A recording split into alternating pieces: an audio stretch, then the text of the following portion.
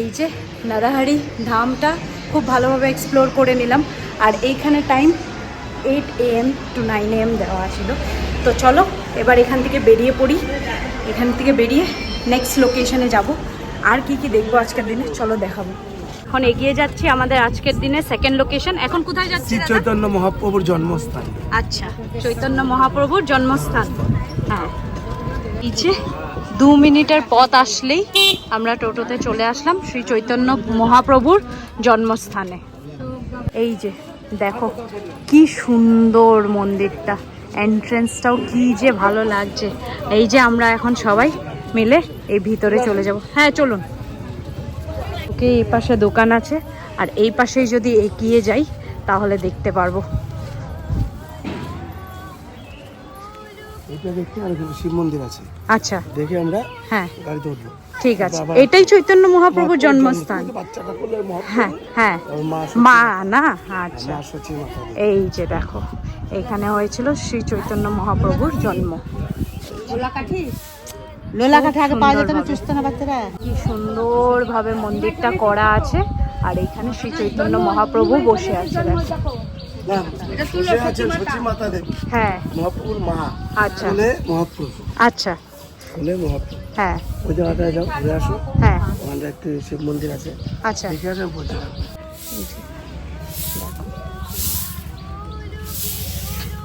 এই পাশ দিয়ে যদি আসি, এখানে একটা কি সুন্দর গণেশজির মূর্তি আছে, খুবই সুন্দর। পাশে যদি দেখি শিব বাবার মন্দির, দেখো কি সুন্দর শিব বাবার মন্দিরটা। হচ্ছে শ্রী চৈতন্য মহাপ্রভুর হ্যাঁ জন্মস্থান। অরিজিনালটা গঙ্গায় ভেঙে গেছে। আচ্ছা, 1880 দশকে একটি ভয়াবহ ভূমিকম্প। তখন গঙ্গার দিকটা পরিবর্তন হয়ে যায়। আগে ছিল গঙ্গা পশ্চিম দিকে, পরে চলে গেল গঙ্গা পূর্ব দিকে। তখন এটি ভেঙে যায়। পরবর্তীকালে সেন্ট্রাল গভর্নমেন্ট থেকে 1323 থেকে 1338 15 বছর গভীর নলকূপ করে খনন কার্য করে ধ্বংসের কিছু অবশিষ্ট পাওয়া যায়। সেই থেকে এই জায়গাটা নির্ণয় করে পরবর্তীকালে বৃন্দাবন থেকে আগত এক সাধু ব্রজমোহন শীলদাস বাবাজি, উনি এই জায়গাটাকে নির্ণয় করে দেয়। ওনার জন্ম হয় 1486 সনে। দোল পূর্ণিমা এবং চন্দ্রগ্রহণ ছিল। ঠিক এই বছর সেই দিনটা হয়েছিল 540 বছর পর। এইবারও দোলে চন্দ্রগ্রহণ ছিল, তার জন্য মহাপ্রভুর জন্ম হয় ওই দোল পূর্ণিমার দিন চন্দ্রগ্রহণে। এটাই মহাপ্রভুর অরিজিনাল জন্মস্থান। আচ্ছা, একদম 200%। হ্যাঁ, আমি যেগুলো বললাম তুমি জানো। হ্যাঁ হ্যাঁ হ্যাঁ, এইখানে থেকে 1338। হ্যাঁ, এইখানে পুরো ডেসক্রিপশনটা লেখা আছে যেটা কাকু আমাদেরকে বলল। তো এখন এই পাশে যাব, চলো দেখাবো। এই পাশ থেকে যদি আসি এই পাশে দেখাতে পারবো। এখানে আছে, হ্যাঁ, একদিকে রাধা কৃষ্ণ, হ্যাঁ, মাঝখানে আছে গৌরাঙ্গ নিতাই, হ্যাঁ, এই পাশে আছে জগন্নাথ মিশ্রার সচী মাতা দেবী। হ্যাঁ, এটা প্রত্যেকদিন ভোগ হয়, আচ্ছা, নিত্য ভোগ হয়। আচ্ছা, খুব সুন্দর। যদি দাঁড়াইতে পারো না বল, বুঝছো?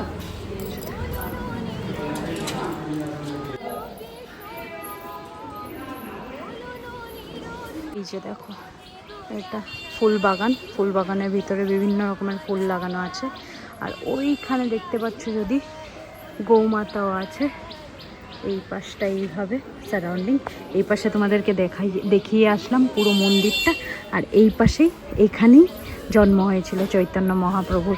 তো এই জায়গাটা এক্সপ্লোর করে নিলাম। এবার বেরিয়ে পড়বো আমাদের আজকের দিনের থার্ড লোকেশনের জন্য।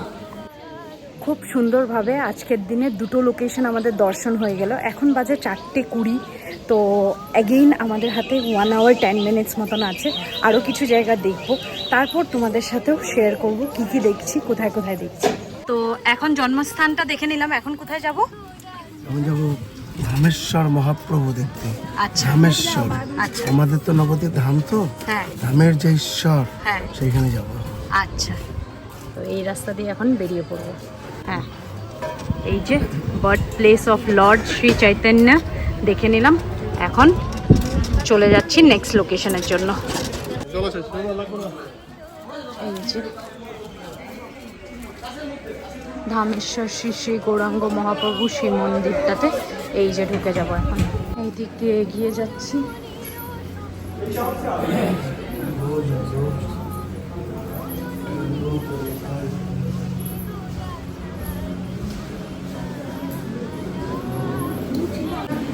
কি সুন্দর দেখো, এই যে এখানে ঠাকুরের পাও আছে, কি সুন্দর।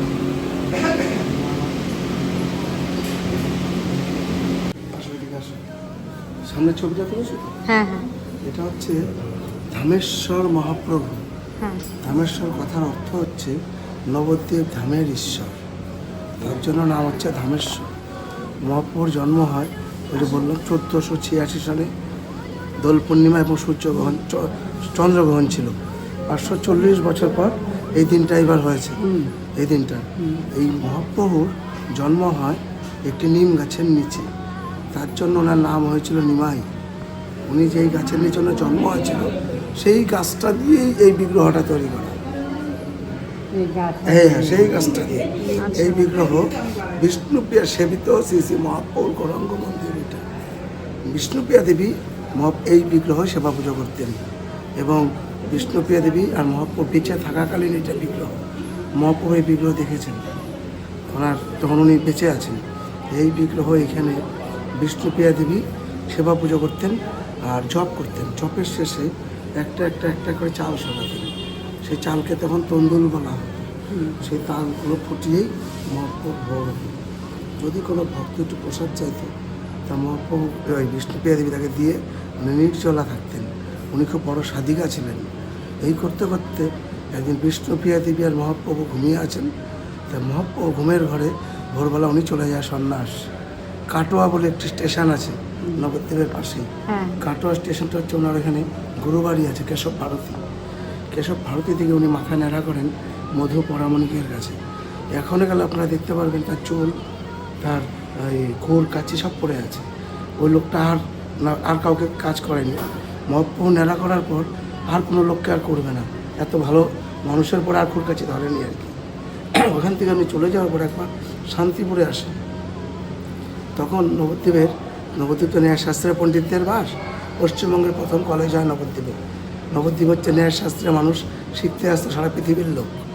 তখন সচিমাতা গেছিল আনতে ন্যায়শাস্ত্রের পণ্ডিতদের নিয়ে, কিন্তু উনি আসেননি, কারণ একবার সন্ন্যাসে চলে গেলে আর স্ত্রীর মুখ দেখতে নেই। তখন ওই একজোড়া খড়ম সচিমাতার হাতে বিষ্ণুপ্রিয়ার জন্য পাঠিয়ে দেয়। এটাই সেই খড়ম। এই খড়মটা কাঠের। এই কাঠটা নষ্ট হয়ে যাবে বলে যুগান্তর বলে একটি পেপার ছিল পশ্চিমবঙ্গে, তার মালিক তুষারকান্তি ঘোষ, উনি রূপাও দিয়ে বাঁধিয়ে দিয়েছে। এই কলমটা সারা পৃথিবী ঘোরে। এখন চিফ মিনিস্টার মুখ্যমন্ত্রী মমতা ব্যানার্জির সই চাই। যতগুলো প্রোটোকল আছে সব কটা প্রোটোকল যদি এলাও হয় আপনি আপনার বাড়িতেও নিতে পারেন। পুলিশ আগের দিন গিয়ে আপনার বাড়িতে ঘিরে রাখবে, পরের দিন এটা স্কট আউট করে যেরকম নেতা মন্ত্রীরা চলে সেম ক্যাটাগরিতে যায়। আর বিষ্ণুপ্রিয়াকেও পাওয়া যায়নি। মহাপ্রভু যেমন পুরীতে গিয়ে কেউ বলছে পান্ডারা মেরে ফেলেছে, কেউ বলছে গঙ্গায় সমুদ্রে বিলীন হয়ে গেছে, কেউ বলছে জগন্নাথ দেবের সঙ্গে চলে গেছেন। বিষ্ণুপ্রিয়া দেবীও তাই। বিষ্ণুপ্রিয়া দেবী একই অঙ্গে বিলীন হয়ে গেছে বলে লাস্টে ঘরে খুলে পাওয়া গেছিলো নাকের একটি নলক।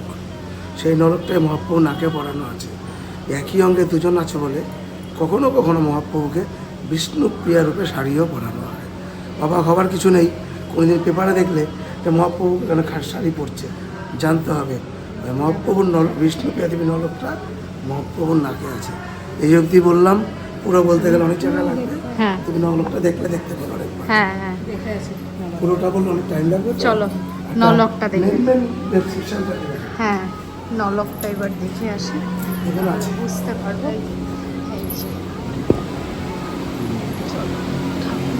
এই যে নলকটা দেখতে পাচ্ছ, এই খুব সুন্দরভাবে করা।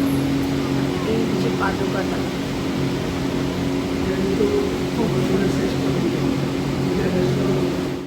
এই মন্দিরটা খুব সুন্দরভাবে দর্শন করে নিলাম। ঠাকুর থাকতেই নাকি ঠাকুর দেখে গেছেন যে ওই গাছের কাঠ দিয়ে তৈরি হয়েছিল ঠাকুরের মূর্তি। চলো এখন নেক্সটটাতে যাই। নেক্সট লোকেশন কোথায় যাচ্ছি? মা পরামার মন্দির, আচ্ছা, নবদ্বীপের গ্রাম্য দেবী। হ্যাঁ মা পোড়া মায়ের মন্দির, পোড়া মাতলা বলেই বিখ্যাত জায়গা। হ্যাঁ। আসামে যেমন কামাখ্যা, হ্যাঁ তা ওটা তো একটা বড় এরিয়া নিয়ে, হ্যাঁ আর এখানে হচ্ছে আমাদের নবদ্বীপের মা পোড়া মা। আচ্ছা মানুষ শুভ কাজ যত হবে হ্যাঁ সবাই ঠাকুরকে মেনেই শুরু করে নবদ্বীপে। শুরু করে। হ্যাঁ গৃহপ্রবেশ, অন্নপ্রাশন, বিয়ে, বৌভাত, হ্যাঁ যত দোকানের উদ্বোধন, গণেশ পুজো হ্যাঁ সব এইখান থেকে স্টার্ট আচ্ছা করে তারপর যে যার বাড়ি থেকে পুজো দেয় ঠিক আছে চলুন। শুরু। এই যে আমরা বেরিয়ে পড়লাম এই রাস্তা দিয়ে, আর রাস্তার দুপাশেই ঠাকুরের জিনিস দিয়ে পুরো দোকান করা আছে। গলির ভিতর দিকে রাস্তা নিয়ে নিলাম আমরা, আর অনেক পুজোর দোকানগুলো ক্রস করে আমরা এগিয়ে যাচ্ছি। চলো এই যে হ্যাঁ হ্যাঁ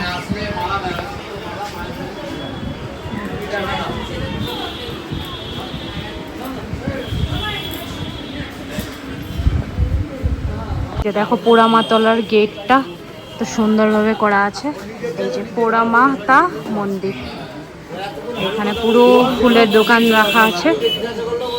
এই যে এই পাশ থেকে যদি আমরা চলে আসি, এই পাশেই আছে হলো ভবতারিণী মার মন্দির। এই যে এত পুরনো, এটাও তো বট গাছ তাই না? একটাই গাছ। আচ্ছা ওই একটাই গাছ।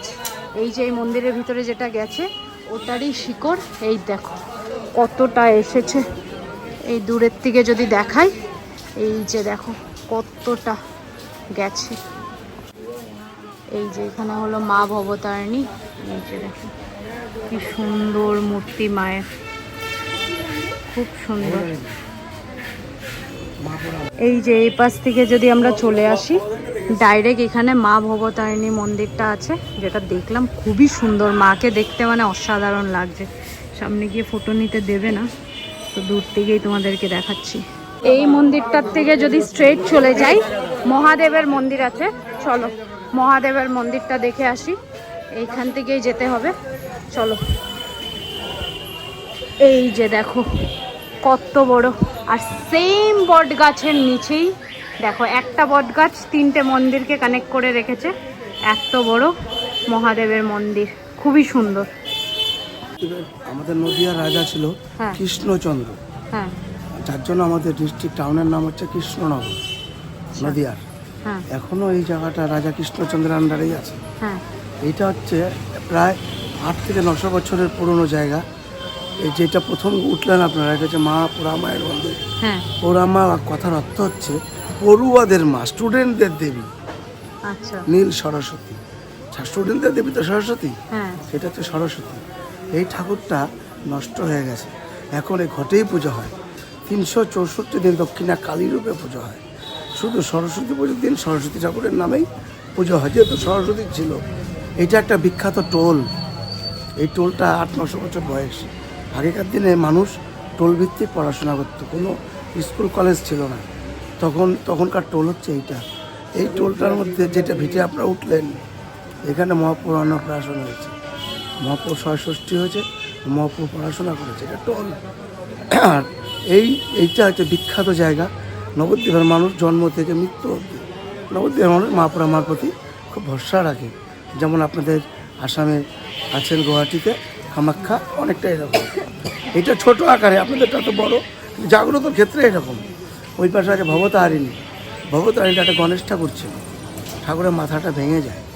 1825 সনে কৃষ্ণচন্দ্র রাজার উত্তরসূরি গিরিশচন্দ্র, উনি ওটাকে কালীরূপ তৈরি করে।